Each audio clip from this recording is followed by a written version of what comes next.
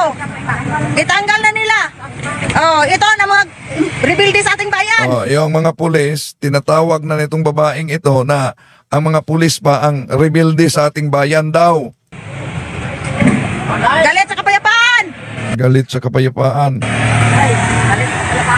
May kaso kayo sa Federal Tribal Government of the Philippines. Oh, may kaso sa Tribal Government of the Philippines sa kanilang sariling korte siguro.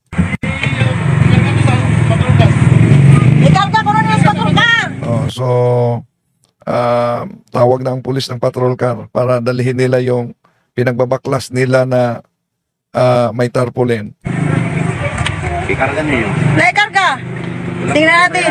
Darating ka mo sa ombudsman. Oh, akala ko ba di sila naniniwala ng batas sa gobyerno?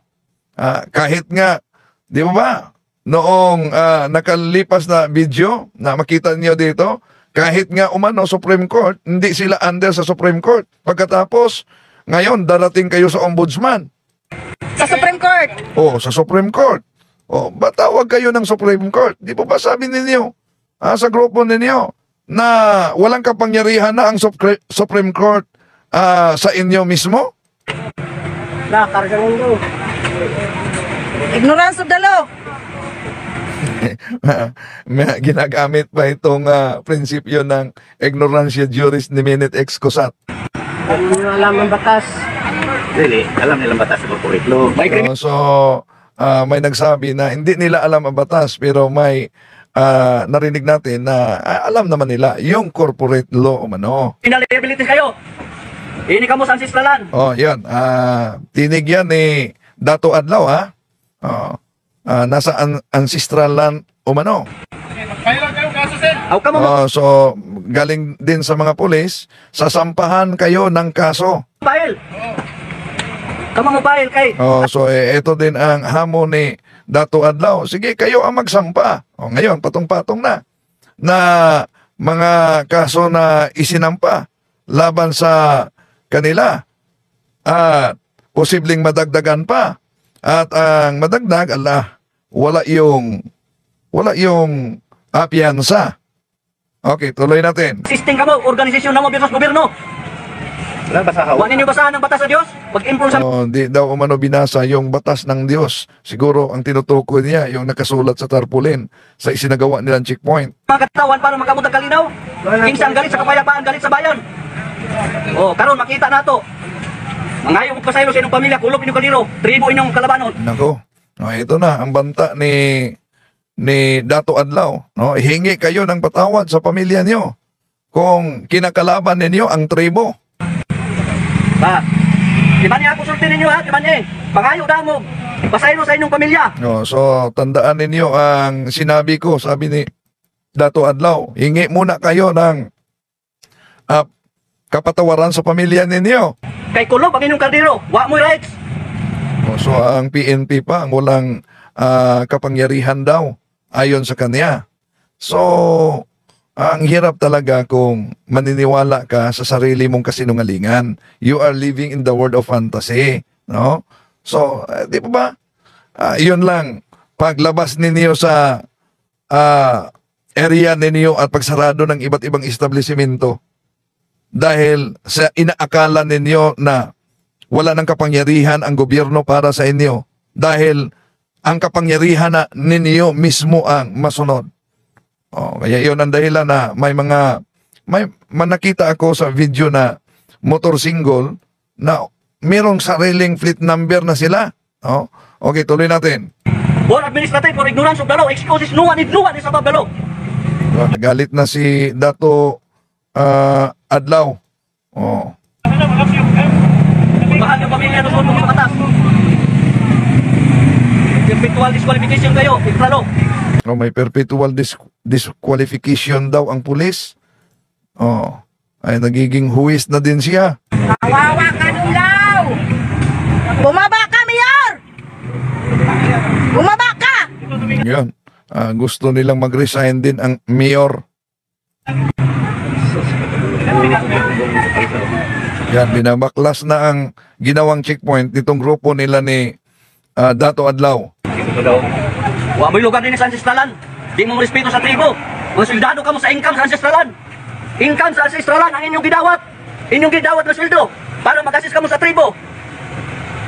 Karon mo ni buhaton ninyo. Pangayo mo pasayo sa inyong pamilya, damayo ninyo. Tanggal ka mo in 72 hours. Tanahon ta. Kay magpaila na ang kamatuoran, magpaila na ang Dios. Kailan ito nangyari? Parang 3 araw na siguro ito, di ba? Pero sabi niya, ang mga pulis na ito, tanggal daw within 72 hours. Di mo musunod sa batas kung sa legality nato. Langan pa kamo inconsistent to the Public Act 371 April 1997 na supersede na repealed ang talang batas sa civil government.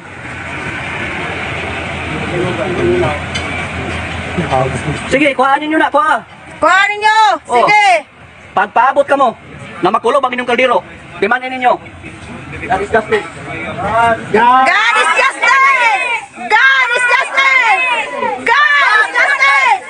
God is justice! Okay, so abangan natin ang paglabas sa warrant of arrest para sa kanila. May hinuli ng PNP na miyembro nila walang lisensya. At dito sinabi na nag-expire na umano yung sa gobyerno pagkatapos ng 50 taon. Kaya ang sinunod nila na batas ay ang batas ng kanilang tribo. Sabay pakita niya sa aming base, sa federal.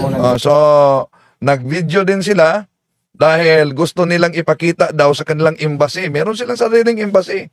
No? Na sila rin ang nag-recognize. Sila ang nag-recognize sa sarili nilang batas. Meron silang sariling gobyerno. Meron silang sariling Diyos. Yung, di ba? Ano yung sarili nilang Diyos? Yung 4 umano na elemento.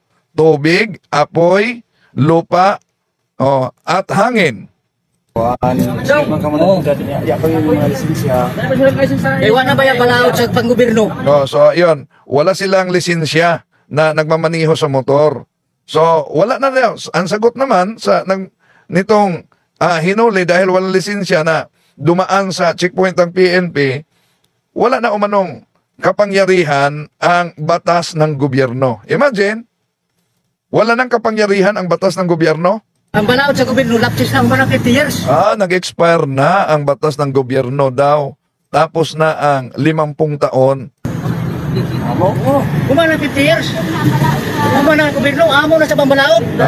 Tapos na ang batas ng gobyerno. Kaya ang batas na naman nila umano ang masusunod. Ang kasapalit. Ang kasapalit. Amo na sa pambalaod, ay humana 50 years. Tapos na. May kontrata ba hanggang 50 years lang ang batas ng gobyerno? Sa servisyo sa panggobyerno. Dato lang mo yung kita. Dira na ito yung pound ini, dato may panaw nila. Okay lang may concept. Ha? Tikit na ito sa'yo. Ang sikat, yuli na sa ino yung business. Yung ID. Yuli na ito. Sige, video. Yuli na. Yuli na. So, inisyuhan ng ticket dito.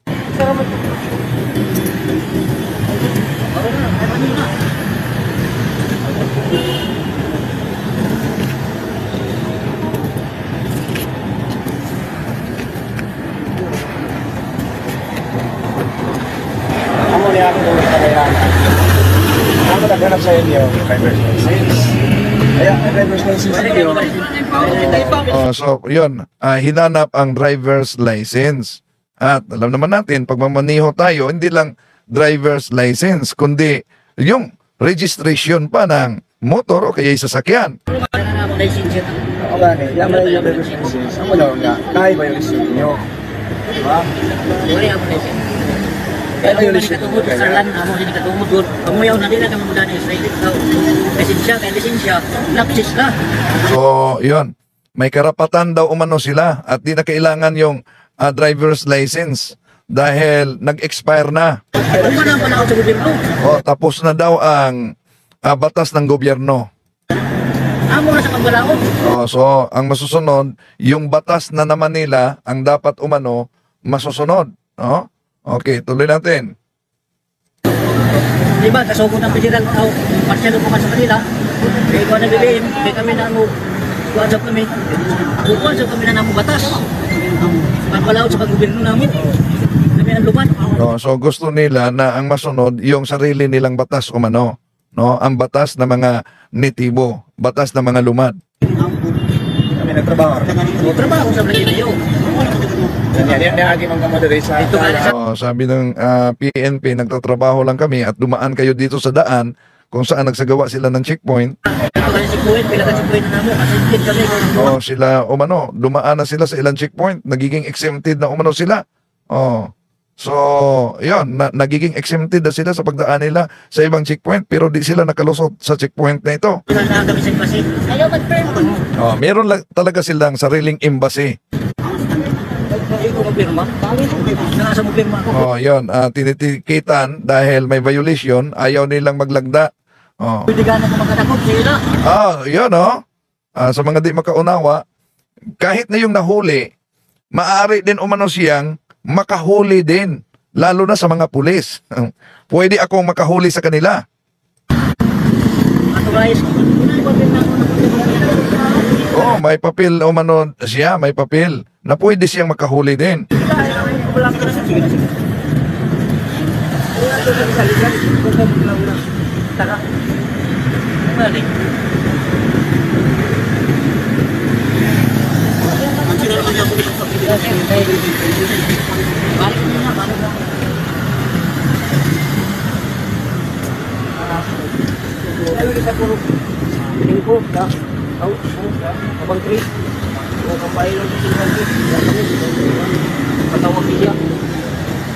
Ito, ang kanilang armas, mga itak talaga. Parang ninja, no?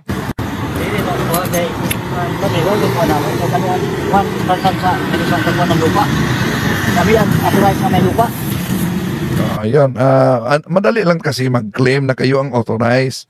Ang batayan talaga, yung ebidensya at batas mismo. Kamukanin, sinigasuko sa iyo kanina kamukaksikuin. Ayun. Nagreklamo pa ang nahuli, sino umano ang nag-utos sa kanila na magsagawa ng checkpoint.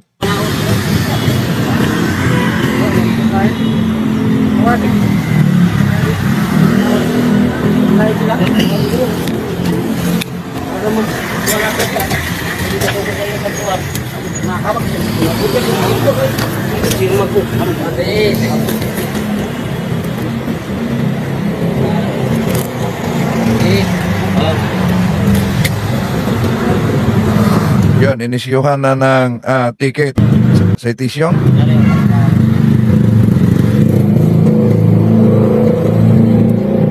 Yata tinanggap Gari mo ticket.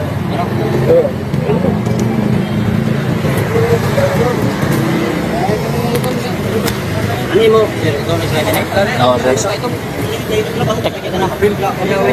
Ilan ito sila? Tinanong ng pulis kung sino ang nagmamaniho sa isa.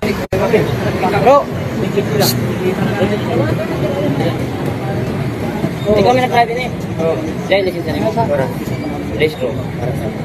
So, yung nagmaniho, tinanong kung mayroong lisensya o rehistro. Kami sir.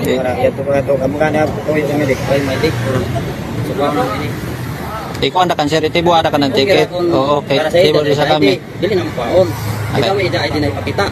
Ini yung may ID na ipakita. Ako sa'yo nag-drive ni sir, pupulit ako sa'yo kay kapuin na kamo. Ako. Oo, okay. Paano sa sa'yo? Yan sir. Sige na, basta may ID. Oo. Ambil din naman. Wah, tanggal para sa'yo. Okay.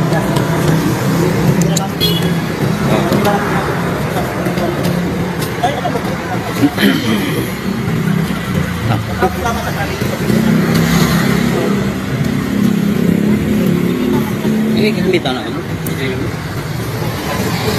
Ikaw pa kamo sa tanggal, pwede rin. Oo, dinalian sa ko na mo pagkada sir. Okay man. Okay ra kung i-helmet ka mo, kaya ako.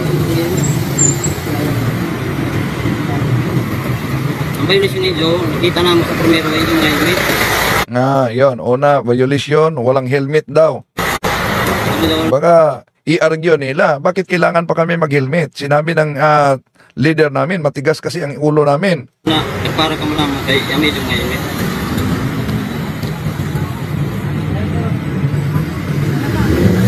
Kumain yung beef.